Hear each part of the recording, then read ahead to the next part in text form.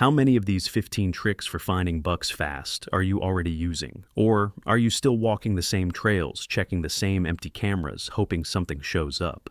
A buddy of mine drew a new lease in the Shenandoah Valley of Virginia last year. Property he'd never set foot on. No history, no cameras, no intel. He spent 2 evenings with a mapping app and 1 morning on the ground and found 3 shooter bucks within 48 hours. Not because he's lucky. Not because the property was special. Because he knows what to look for and where to look first. And none of what he did requires expensive equipment or years of experience on the same ground. Most hunters scout the same way they've always scouted, walking in, checking cameras, hanging a stand where they saw a deer last year. And wondering in November why the property feels dead. The tricks I'm covering here are the ones that cut through that cycle. They work on private land, they work on public, and most of them cost nothing but your attention. And stick around for trick 15 because it explains why bucks seem to vanish from your cameras every October, and where they actually go, backed by GPS collar research from Mississippi State University. The first trick is to scout from your kitchen table before you ever set foot in the woods. Mapping apps like OnX and HuntStand give you satellite imagery, topographic lines, and property boundaries in the palm of your hand. What you're looking for are terrain funnels, which are narrow strips of cover that connect 2 larger blocks of habitat and force deer to walk through a specific corridor. On a topo map, look for where contour lines pinch together between 2 ridges, where a creek bends close to a field edge, leaving only 40 or 50 yards of cover between water and open ground, or where a tree line narrows to a thin strip between 2 agricultural fields. These pinch points are the highway interchanges of the deer world. Every deer in the area knows about them. Every deer uses them. Every deer moving between bedding and feeding has to pass through them. I found my best stand location of the last 5 years on Google Earth before I ever drove to the property. A creek bend in northwest Arkansas pushed the timber into a 60-yard wide neck between a soybean field and a hardwood ridge.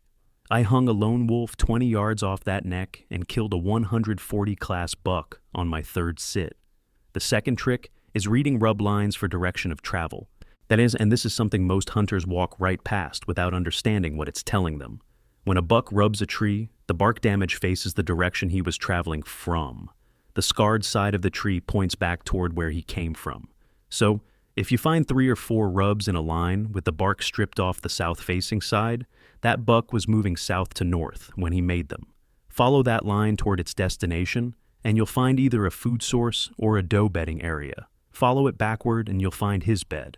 The key is finding rubs in a sequence, not individual random rubs. A single rub tells you a buck walked past once. It means almost nothing for hunting purposes. 3 rubs in a line 20 to 50 yards apart, roughly the distance between first base and second base on a baseball diamond. That's a travel route you can hunt. And pay attention to tree diameter. A yearling buck will rub saplings an inch thick, about the diameter of your thumb.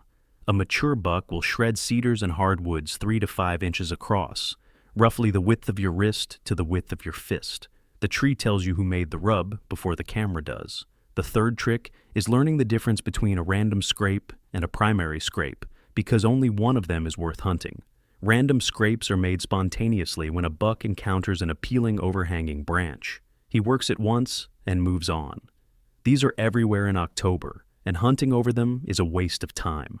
Primary scrapes, confirmed in research by Dr. Carl Miller at the University of Georgia Deer Lab, are the ones that get reworked repeatedly by multiple deer. They're located at habitat intersections, inside corners where timber meets a field edge, along well-worn trails between bedding and feeding. The licking branch, that overhanging limb about 4 to 5 feet off the ground, roughly chest height, is chewed, licked, and mangled. The pawed ground beneath it is the size of a garbage can, lid or bigger. Miller's research showed that scraping activity peaks about 2 weeks before the actual rut, then drops off when breeding kicks in. That 2-week window is your hunting window. Find a primary scrape with a destroyed licking branch and fresh dirt in mid to late October, and you've found a buck that's invested in that piece of ground. Hang a camera on it, and you'll have an answer within 72 hours. The fourth trick is reading tracks, and specifically looking for dew claw impressions.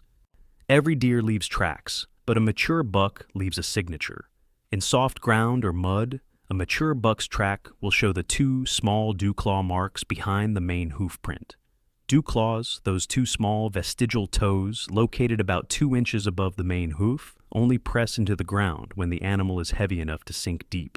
On a 200-pound mature buck, dew claw impressions are visible even at a walking pace in soft soil. A 120-pound doe or yearling buck won't leave them unless it's running. When you find walking tracks in mud near a creek crossing or at the edge of a food plot that show clear dew claw marks, you're looking at a mature animal. Measure the main print while you're there. A mature buck's track runs 3 to 3.5 inches long, about the length of your index finger, and over 2 inches wide. Anything smaller is likely a younger deer. That system of reading sign, from rub lines to scrape quality to track identification, plus about 73 other field-tested techniques, is exactly what I put together in the Buck Hunter's Bible. 90 pages of deer behavior science, scouting methods, scent control, stand placement, and rut phase tactics with a quick reference card in the back you can take to the stand. Links in the description below, QR code on screen. The 5th trick is reading browse lines to figure out what deer are eating right now, not last month, not last year, right now. Deer shift food sources constantly through the fall. In September, they're hammering soybeans and alfalfa. By mid-October, they've switched to white oak acorns, which drop first and have lower tannin content than red oaks, making them sweeter and more digestible. By November, the white oaks are cleaned out and they move to red oaks. Late season pushes them to standing corn, brassica plots, and woody browse. Walk through the timber and look at the browse line, which is the height below which vegetation has been eaten. A heavy browse line at about 4 feet off the ground, roughly the height of a car roof, means deer are feeding hard in that area. Fresh nipped ends on vegetation, where the stem is ragged rather than cleanly cut, confirm deer feeding because deer tear browse rather than cutting it. Rabbits and other small browsers leave clean angled cuts. If the browse line is fresh and heavy in a specific section of timber, deer are spending time there, set up between that feeding sign and the nearest thick cover. The 6th trick is finding water in dry conditions, especially in early season when temperatures are still in the 70s and 80s. Most hunters obsess over food sources and ignore water entirely, but a whitetail drinks 3 to 5 quarts of water per day, roughly the equivalent of 3 to 5 canning jars full, and in dry September, they'll travel significant distance to find it. A spring seep, a stock pond, a creek crossing with standing water during a dry spell, any of these can become a concentration point that pulls deer from 300 to 400 yards in every direction. I hunted a property in the Black Belt of Alabama where the only reliable water source during a dry October was a cattle pond fed by a spring. There were 14 different bucks on camera at that one pond in a single week. The landowner had never thought to put a camera on it because he was focused on his food plots 600 yards away. The deer were hitting the water first and the food second. The 7th trick is glassing agricultural fields at last light from a distance instead of walking through the property. Get a pair of binoculars, even cheap ones work for this, and park where you can see a soybean field or cut corn from 400 to 600 yards away, roughly 4 to 6 football fields, in the last 30 minutes of daylight. Don't walk in. Don't set up a stand. Just watch. I did this on a lease in the Black Belt of Alabama for 4 consecutive evenings before hanging a single stand. Over those 4 evenings, I learned which field edges deer were entering from, what time they step out, how many does versus bucks are using that field, and which corner they prefer. That information is worth more than a month of trail cameras because you're watching the deer make real-time decisions about where to enter, and you're doing it without depositing a single molecule of human scent on the property. The 8th trick is the one nobody thinks of as scouting, but it might be the most efficient intel source you'll ever use. Talk to the people who drive past the property every day. The rural mail carrier, the farmer who works the adjacent field, the guy who mows the power line right of way. These people see deer in daylight from their vehicles on a daily basis, and they remember where. I've gotten more actionable buck intel from a 5-minute conversation with a farmer leaning against his truck than from 6 months of trail cameras. Yet ask specific questions. Have you seen any bucks crossing the road between your corn and the woods in the evenings? You'll get specific answers. The 9th trick is the post-rain scouting window, and this one has a time limit, so pay attention. The first morning after a hard rain is the single best scouting opportunity of the entire season. Rain washes away old tracks, old scent, and old disturbance. Every track you find on wet ground the morning after a rain was made within the last 12 hours. Every rub with rain-washed bark and fresh wood showing underneath was made since the storm passed. You're looking at a 12-hour snapshot of deer movement instead of trying to sort through weeks of accumulated sign. The moisture also suppresses your scent, so you can push deeper into the property with less risk of contaminating it. Yeah, I scout once after every significant rain from September through November. Those 4 or 5 scouting sessions tell me more than checking cameras weekly ever did. My notebook has a weather column for exactly this reason. When the radar shows an overnight storm, I mark the next morning as a scouting day before I go to sleep. The 10th trick is hunting inside corners, and if you only remember one terrain feature from this entire video, make it this one. An inside corner is where 2 habitat types meet, and the edge bends inward, creating a concave pocket. Picture where a field edge cuts into a block of timber and forms an L shape. That inside corner is a security hub. A deer standing in the point of that L has timber behind it and a clear view of 2 field edges simultaneously. OND-A research and decades of hunter observation confirm that inside corners are the highest probability stand locations in whitetail country because deer gravitate toward them naturally. They stage in inside corners before entering fields.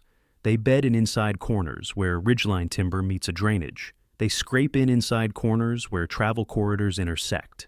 Find every inside corner on your property using aerial maps, walk in once to confirm sign, and mark it. You've just built your short list. On a 200-acre property I hunted in Western Virginia, there were exactly 4 inside corners. 2 of them had heavy sign. One of them produced the best buck killed on that property in the last 6 years. The 11th trick is identifying bedding areas without walking through them and ruining them. You do not need to enter a bedding area to confirm deer are using it. Look for it on a topo map first. South-facing slopes that get morning sun, ridgeline benches with thick cover, or swamp edges with thermal protection. Then approach the perimeter and look for confirmation sign. Heavy trails entering the cover, rubs concentrated along the entry routes, and droppings that are clustered rather than scattered.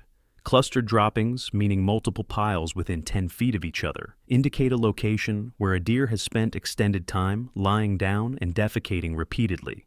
Same principle I covered in the deer behavior video about reading body language at the stand. That's a bed. Do not walk into the thick cover to find the actual bed.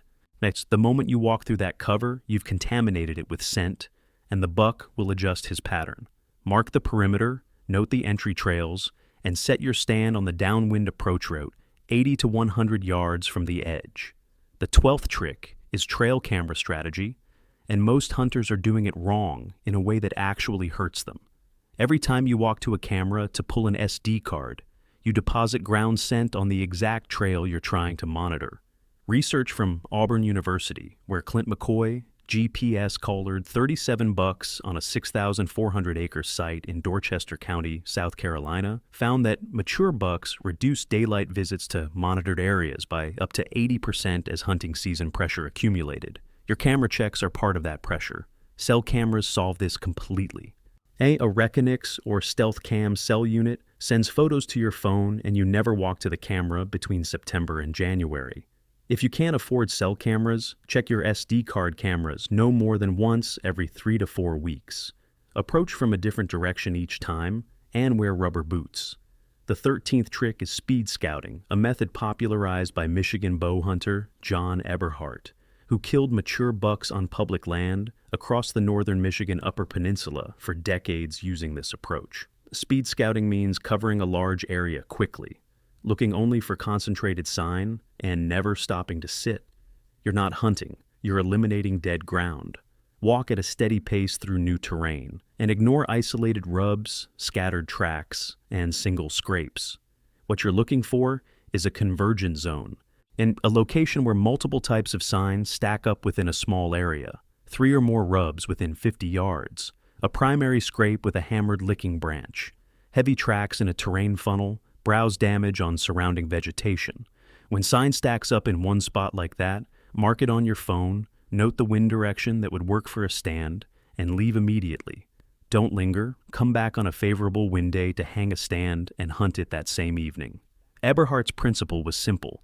The less time you spend in a spot, the less the deer know about you. I used this method on 800 acres of public land in northern Michigan and eliminated 600 acres of dead ground in a single morning. The remaining 200 acres had concentrated sign in 3 locations. I killed a buck out of one of them that November. The 14th trick is using shed antler locations to predict fall buck patterns, and this one requires patience but delivers intel nothing else can match. Bucks drop their antlers between late December and March, depending on your latitude and nutrition levels. Walk your property in March when the snow melts, and grid search south-facing slopes, field edges, and fence crossings. The location where you find a shed tells you exactly where that buck was spending time during late winter. And this is the detail most hunters don't connect. Chesapeake Farms research in Maryland, where biologist Mark Connor fitted bucks with GPS collars that recorded locations every 20 minutes from August through December, found that bucks returned to their core areas, roughly 90 acres or about 15% of their total home range. Even after breeding excursions that took them miles away, they returned within 8 to 32 hours nearly every time. A buck's core area is remarkably consistent year to year. The shed you found in February along that creek bottom drainage in the Ozarks tells you that buck was using that drainage as a core area. He'll be there again next October. Everything in the buck hunter's Bible, all 77 techniques, is designed for exactly this kind of real-world scouting. Deer behavior science, scent control, stand placement, rut phase tactics. Reference card in the back. Link in the description, QR code on screen. That brings us to the 15th trick, and this is the one I promised would explain why bucks disappear from your cameras every fall. Mississippi State University's Deer Lab, led by Dr. Steve Demarais, he collared 92 bucks along the Big Black River in Mississippi and tracked their movements with GPS. The findings changed how I think about scouting entirely. Demarais discovered that roughly 30% of adult bucks have what his team calls a mobile personality. These bucks maintain 2 completely separate home ranges, sometimes separated by miles. They'll spend spring and summer in one area, then relocate to a different area in the fall.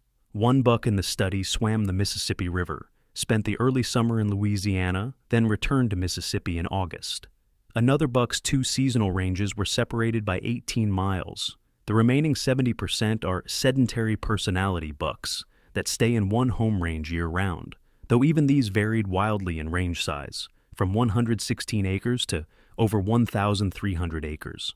Now, to think about what this means for your scouting, that mature buck you had on camera all summer, the one you built your entire season plan around, and who vanished the last week of September, there's a 30% chance he didn't go nocturnal. He left. He relocated to his fall home range miles from your property. He's not coming back until spring, and you'll spend the entire season sitting over his summer range wondering what went wrong. The fix is scouting in October, not August. Summer camera surveys tell you who lives on the property during the growing season. October sign tells you who's actually there when you need him to be. Stop planning your season around July trail camera photos of bucks that might have an entirely different zip code by opening day. The fix is scouting in October, not August. That summer camera surveys tell you who lives on the property during the growing season.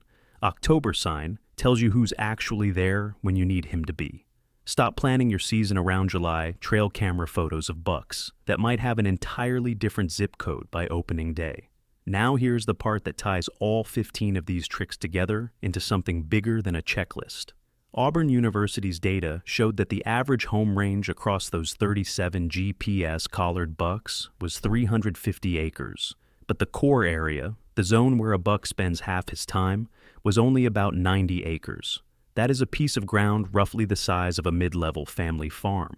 90 acres. Every rub line you follow, every primary scrape you identify, every inside corner you mark, every post-rain track you measure, all of it is pointing you toward the same thing, that 90-acre core.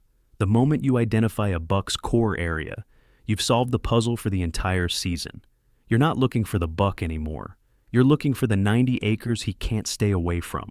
And once you find it, Every other decision, where to hang the stand, which wind to hunt, which trail to access from, falls into place on its own. These 15 tricks aren't 15 separate skills. They're 15 different angles on the same question. Where is his core? Use 3 or 4 of them together on the same piece of ground, and the answer starts stacking up fast. The rub line points toward the betting. The scrape confirms he's invested. The dew claw tracks prove he's mature. The inside corner gives you the ambush point. And the mapping app showed you all of it before you ever left the truck. That's how you find bucks fast, not by spending more time in the woods, by knowing what to look for before you step into them. Try 3 of these on your next scouting trip. Start with the mapping app, the post-rain window, and the inside corners. You'll have more actionable intel after one morning than most hunters collect in a full season of camera checks.